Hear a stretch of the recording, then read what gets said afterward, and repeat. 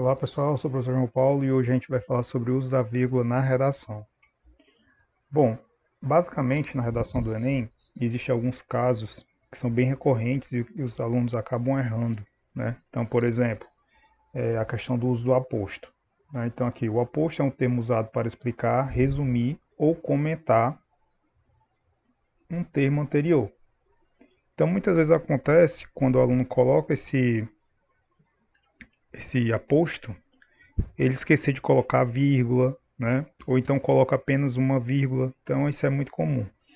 Então, por exemplo, quando eu tenho aqui, ó, fubá dorme o dia inteiro. Essa daqui seria a oração principal, né? Então aqui eu tenho meu sujeito mais o meu predicado. Então, quando eu coloco, né, quando eu quero colocar uma informação extra para explicar, resumir ou comentar o termo anterior, aí é necessário que eu coloque entre vírgulas, certo? Então aí eu teria o meu aposto. Então, fubá, o meu gato, dorme o dia inteiro, certo? Então ter só esse cuidado para você não separar de maneira errônea, né? O sujeito do predicado, que isso aí não pode acontecer, certo? Então se eu colocar uma informação acessória, então coloca aí entre vírgulas.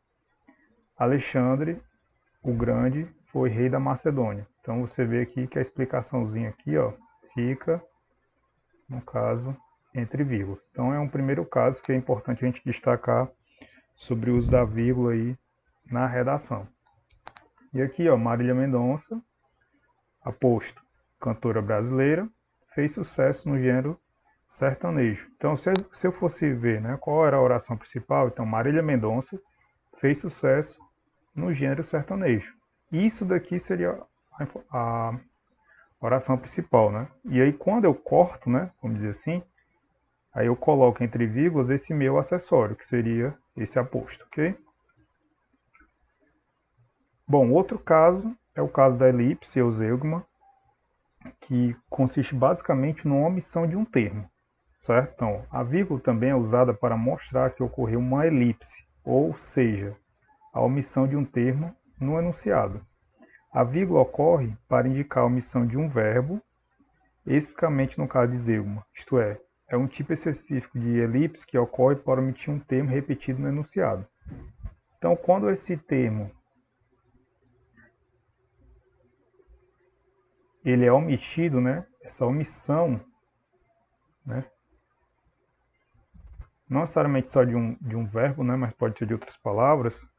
Eu vou ter aí um caso de elipse. Aí eu não precisaria colocar, como acontece aqui, ó, o verbo, né? Então, Estela estuda matemática.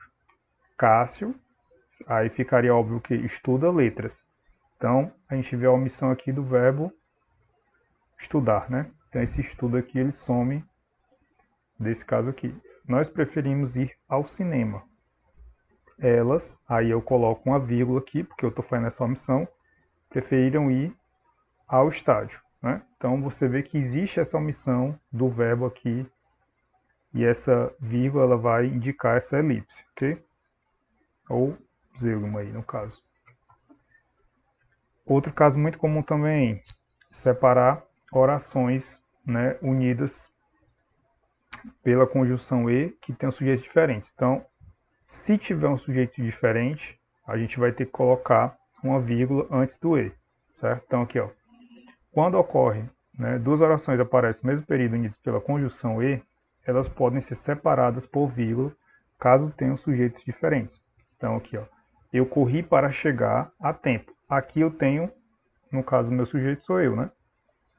E vocês me esperaram pacientemente. Então, ó, existe uma vírgulazinha aqui, ó, porque o meu sujeito, certo?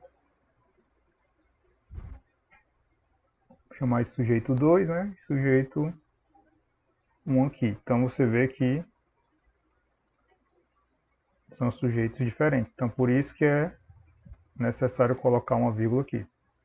Conseguimos ler muita coisa, vírgula, e o trabalho resumiu bem todo o conteúdo. Então, sujeito 2, e aqui está oculto, né? Nós, sujeito 1. Então, sujeitos diferentes, é necessário que a gente coloque uma vírgula antes da conjunção, ok?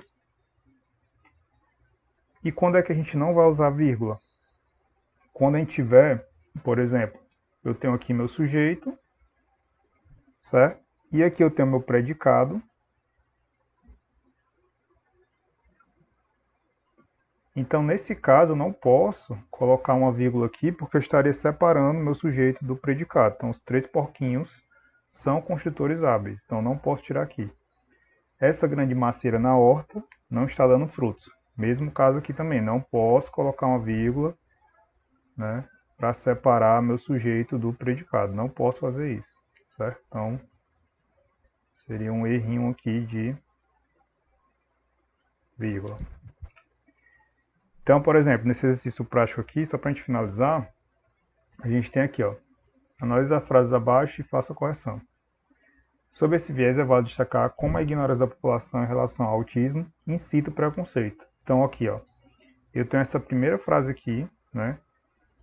E esse verbo, ele tem relação com a frase anterior. Então, aqui, ó,